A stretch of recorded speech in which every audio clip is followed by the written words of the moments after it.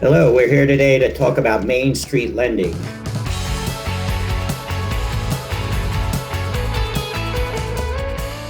Main Street lending is one of the government's programs to help businesses survive during the COVID-19 slowdown. It is not as well known as PPP, the Paycheck Protection Program, which has gotten a lot of press over the last few months, but it is rolling out in the next few days, and it is going to be an important source of funding for many businesses. It's really a novel program. The Federal Reserve is going to be lending directly to businesses through banks, and that's never been done before, even in the 2008 financial crisis. So this is charting totally new territory. Now, what is the Main Street Lending Program? So again, it's intended to assist small, but also medium-sized and relatively large businesses who are not having financial trouble, but just need some extra cash to get them through the pandemic and the slowdown. Any bank can lend, U.S. bank, or even a foreign branch of a U.S., even the U.S. branch of a foreign bank, and it has a wide range of borrowers. So if you have less than 15,000 employees or your revenues were less than $5 billion, you're eligible to borrow under this program. And the loans are all the way from $250,000 at the low end up to $300 million at the high end. So really a large group of borrowers that can benefit from this program. Now there's three types of loans that have been created under Main Street. One's called the New Loan Facility, the Priority, and the Extended. And they're similar, but with some important differences. So the New Loan Facility and the Priority Loan Facility are basically similar, except Priority Loan Facility is eligible to be given to borrowers who have greater debt. So under the New Loan Facility, if your existing debt is 4 times your earnings, 4 times EBITDA, that's the maximum allowed to get a loan under the New Loan Facility. But under Priority, it goes up to 6 times EBITDA. And the more interesting feature is that the Priority Loan Facility can be used to refinance an existing loan. So for instance, let's say you have a high interest loan with one bank. You can't refinance it under the New Loan Facility, but under the Priority Loan Facility, for example, if you're currently with Wells Fargo at 7%, you can go to, Bank of, Main Street and say, I want a Priority Loan Facility. You can get it at LIBOR plus 3%, use the money to pay your Wells Fargo loan, and you've all of a sudden cut your monthly principal and interest payment. And speaking of payment, there actually is no principal repayment needed in the first 2 years for any of these loans. So you're paying interest only. After the 2 years, the 3 later years, you're paying off the loan at 15% per year until year 5, where there's a balloon payment of 70%. So you would need to refinance at that point. But the idea is the economy will be better by then and it will be easier to refinance. So in terms of the difference between new and priority, the thing to remember is priority can be used to refinance debt, and it can be used for borrowers who have more debt on their balance sheet right now.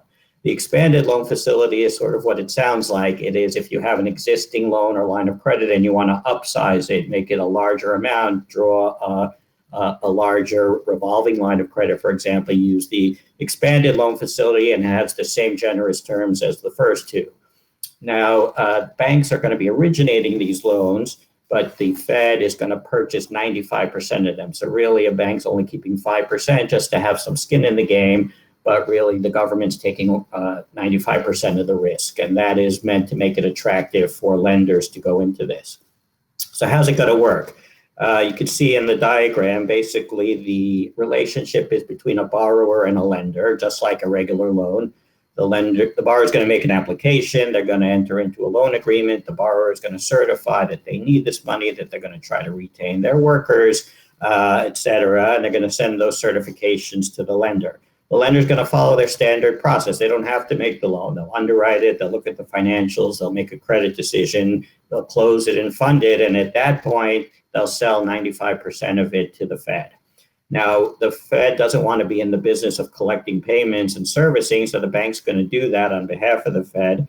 And they are required to send annually a healthy, very robust set of financial reports to the Fed that they're going to get from the borrower. So really all the work is happening at the bank side. The Fed is sort of a silent partner, taking most of the risk, getting some reporting, but really you don't notice the Fed in this scenario. This all changes, though, if there is a default.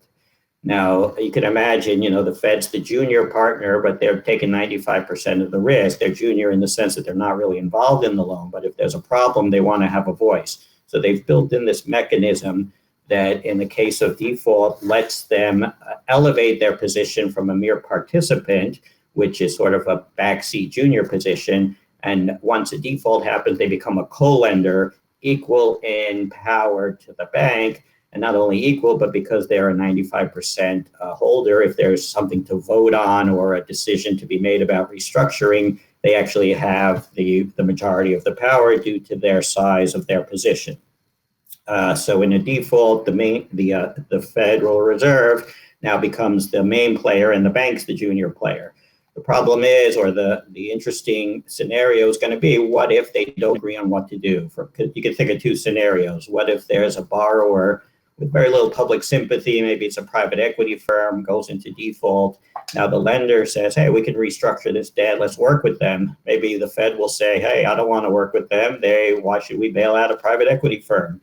Now the SPV says in their, the Federal Reserve in their frequently asked questions says they're not going to be influenced by factors outside of economic ones, which means they're not supposed to play politics. But in the end result, we've seen in the PPP, politics always comes into play. So there could be a difference of opinion between the bank and the lender on that front. And then there's a second scenario where maybe the Fed wants to restructure the debt because it's a company that is politically sensitive. Maybe it's somebody who provides manufactured housing to poor communities. So they don't want to default on that borrower, but the lender says, hey, this is not a good credit anymore. I want to default and take the collateral. So you could see scenarios where their interests are not aligned, and it's going to be very interesting to see what happens. Again, this type of lending has never occurred before. We're really in new uncharted territory, and the program is going to roll out in the next week or so. And these things will play out over the next 2 to 5 years, and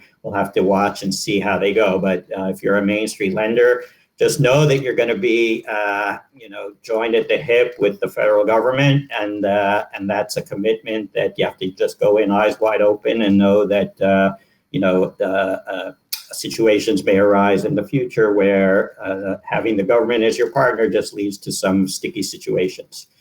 We may come back and do a follow-up on this, but that is Main Street Lending Unpacked for now.